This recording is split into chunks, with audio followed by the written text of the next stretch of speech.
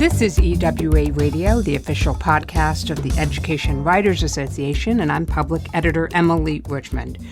What happens when the responsibility for managing and improving student behavior rests directly with the classroom teachers instead of a top-down mandate from the principal or the school district? That was a central question asked by Katherine Reynolds Lewis in a new piece for The Atlantic, focusing on an innovative approach to school discipline in Columbus, Ohio. She joins us today. Katherine, welcome to EWA Radio. Thank you. I'm thrilled to be here. Why did you choose Ohio Avenue Elementary School in Columbus as your focus for this story? I looked at a lot of different schools, really all over the country, and I was looking for innovative discipline practices. I was also looking for a school that had good results. And finally, and possibly most important, I wanted a school where I could just fade into the woodwork, explore, and observe. And Ohio Avenue fit all three of those criteria. One of the challenges for education reporters when writing these kinds of stories is what do we say is a measure of success? How do we know something's working? And that was a challenge for you as well. What are the success markers that Ohio Elementary are hanging their hats on?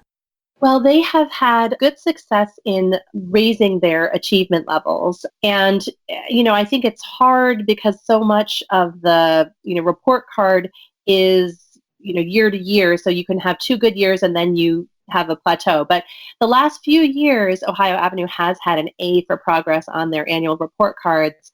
And their neighboring school, which has a very similar population of kids, got Fs on its 2 most recent report cards. I would love to see more measures of the social emotional skills and progress in schools, because I think that's what I was trying to get at with the qualitative reporting. When you just go sit in a school and observe the behaviors, you can learn so much, but it's hard to really compare school to school on a math level unless we have better data on school climate. Tell us about the children at Ohio Avenue Elementary. What do we know about them? Well, it's a high poverty school. A lot of kids have trauma history. In the zip code at Ohio Avenue, half of the families with children under 18 live in poverty, which is about double Columbus's figure and much higher than the 17% national number. So these are kids who are sort of set up for failure. Well, when you say that they're set up for failure, it's because of some of the circumstances that they're bringing from their home lives to their school lives. Right, exactly. And the school, it's really remarkable how much you can do in a school day when the teachers and the staff are all focused on supporting kids who are coming from difficult circumstances and helping them to meet the expectations in a typical public school setting.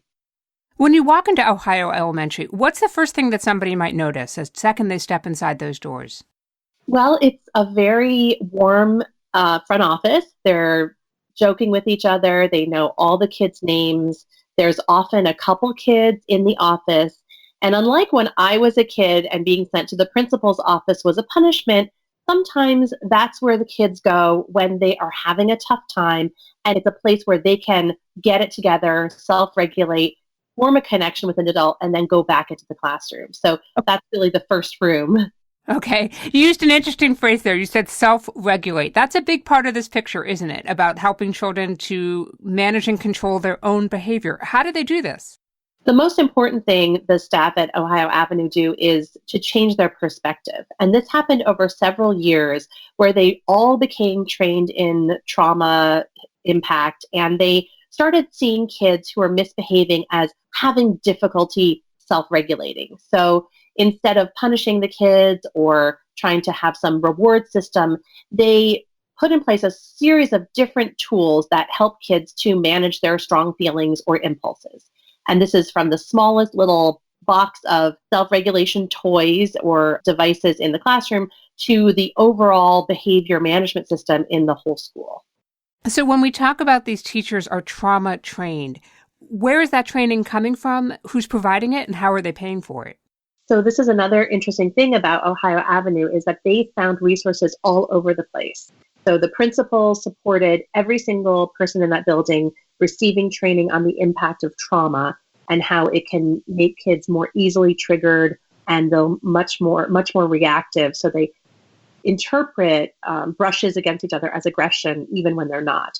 And then they had lots of other little grants that individual teachers might have sought or the librarian sought, and they really found resources everywhere. One of the most powerful was, when I observed, was Nationwide Children's Hospital has a wraparound program where they offer a lot of services on site to kids, from individual and group counseling to evaluation for emotional or behavioral disorders, and even teacher support. So the on-site counselor from Nationwide will go into the rooms, help train the teachers, help support them in learning some of these new behavior management strategies like the PACS Good Behavior game. So it's very much this fluid system where there's a lot of different places for the teachers and even the principal to get help.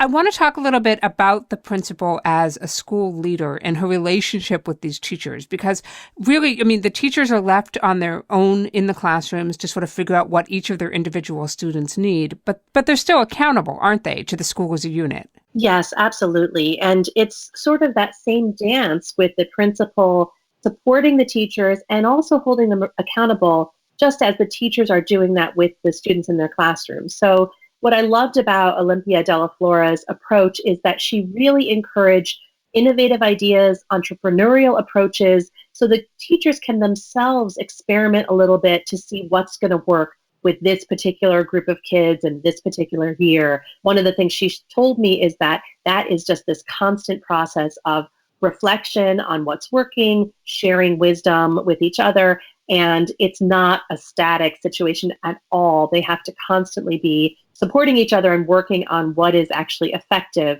because kids change all the time as well, and different years present different challenges. Well, that's a great point that you made about this always being a different group of students. And that circles back to the difficulty that there can be in trying to measure whether these programs are successful in the long term. Right, absolutely. And I think that was something that actually leads to this principal's success, is that she said to me, I'm not worried about the paperwork. I'm not worried about the statistics. I'm just worried about what's happening right now with the kids in this building. And I think that focus on the present really helps her to succeed, because instead of trying to meet a future benchmark, she's working on today. And I think her results speak for themselves. We're talking with Katherine Reynolds Lewis about her reporting on student discipline. Don't miss an episode of EWA Radio. You never have to. You can find us on your favorite podcast app. And don't forget to take a moment to rate us on iTunes. Your support and feedback will help us grow. We did want to mention that Katherine's reporting for The Atlantic was supported by an EWA Reporting Fellowship. Katherine, you have some terrific descriptions in your piece, a real sense of the sights and the sounds of what the school is like. What is your process for gathering that when you're reporting? So I've evolved my process over the 6 years that I've spent, really looking closely at kids' behavior. And now what I do is I go into a school with a notebook, but I also have a mini recorder. And so I'm just recording ambient noise the entire time that I'm in the building. And when something interesting happens, that is an audio exchange, I will make a note of the time so that I can go back to the transcript at that point. I always try to really keep an eye out for any metaphor that occurs to me as I'm observing and doing my reporting, because that can sometimes be very powerful to explain, to bring the reader right into that scene that I'm observing. What I thought was really interesting about your piece is you developed this sort of idea of this bridge of what the children are bringing with them in their home experiences, which can be very difficult for a school to address, helping kids to develop these kinds of social, emotional coping skills that are going to help them not just when they learn in the classroom, but when they go back home. Yes, it's always stunning to me that there's not more coverage of behavior in education reporting, because if the kids aren't sitting in their desk paying attention, either because they're acting out and they're out of the classroom or because they're in their own heads with something that's bothering them, they're not going to learn. There's this very important connection between behavior and achievement. And I think Ohio Avenue is a wonderful example of the dance that teachers have to do between working on skills, academic skills, and also working on those social emotional skills. Why should we care about this, Katherine? What is the harm that comes from this kind of exposure to trauma at this early age, at this young age, in terms of their academic trajectory? Oh, it's such a high risk factor. So kids who come in who are more likely to be triggered into violence or defiance are more likely to then be suspended, whether an in school or out of school suspension. And that leads them straight into the school to prison pipeline because if they're either on the streets getting into trouble, they could end up involved with the law. Or even when they miss a day or two of school because of that suspension, they come back, they're behind academically, and that actually makes them more likely again to act out because frankly, most kids would rather look bad than stupid. And the students that you met at this school are particularly vulnerable to that school to prison pipeline because they are African American. Talk to us a little bit about that. Right. Well, African American children are much more likely to be disciplined in school, to be suspended and expelled, even when the statisticians account for family income, education level of parents, and all those sorts of factors. So there's just systemic problems in our public education system and our private education system as well that make African American kids more likely to be disciplined. And also children with learning disabilities are more likely to be disciplined.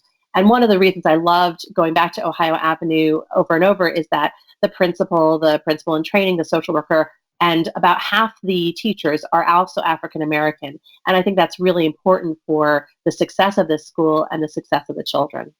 You also make a point in your piece about talking about how there has to be this buy-in from the adults in the building, that everyone's going to try to work together to some degree to put a focus on positive behavior. Without that, a policy is just a piece of paper, isn't it? Absolutely. It's so much in the minds and the hearts of the teacher that this success is rooted. Because unless they really believe that the child acting out is struggling to manage themselves, they're going to see a kid who's defiant, who needs to be punished, or who needs some stronger motivation to behave. And that's just a completely different access of solutions. So that was a very important shift for this school to have this deep belief that the kids are not getting into trouble on purpose. They're just struggling. It's not about they need to want to behave better. It's that they can't behave better. One of the things that really comes through in your piece is the emphasis this school puts on physical connections. And that comes through in a couple of different ways. Students who are feeling fidgety or anxious are encouraged to get up and find a fidget spinner or work on a stress ball. But also there's a physical connection between the teachers and the students themselves. Talk to us about how intentional that is. It's very important and very intentional because there's powerful research on the importance of physical touch and connection to helping children self-regulate. Also, just the empathy and the relationship between the adult and the children literally helps the kids calm their brains. So there's a lot of hugging, there's a lot of touching, there's a lot of giving children the opportunity to, as you say, expend their energy. And you see now in a lot of schools where kids are taking brain breaks and they're not going for more than 15 or 20 minutes without moving. I think more and more educators are realizing that children are not mini adults. They really need this stimulus. They need to expend their energy, and small movement helps relieve that for them. You mentioned earlier that you just wanted to disappear into the wallpaper. What were the ground rules for access here?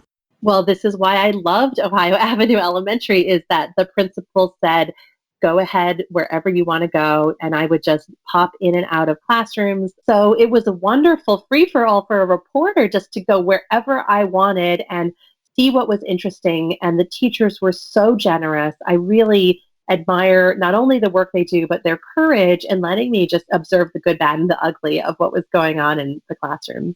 Now, obviously, not every education reporter is going to get that kind of an opportunity. What advice do you have for them if they're looking at behavior programs at their school or they want to tackle a similar subject? Well, I think it's always great to start with the data, looking at the data on suspension, expulsions. If you have surveys of school climate, that can help you find a school that maybe seems to be an outlier in either direction, that's having more success or maybe having more challenges. That can sort of help you narrow down where you want to look. And I also think it's helpful to talk to local nonprofits that are working with children or low-income families, because they'll know, which are the schools that seem to be doing cool and innovative things or getting the best results. And that can point you in the right direction.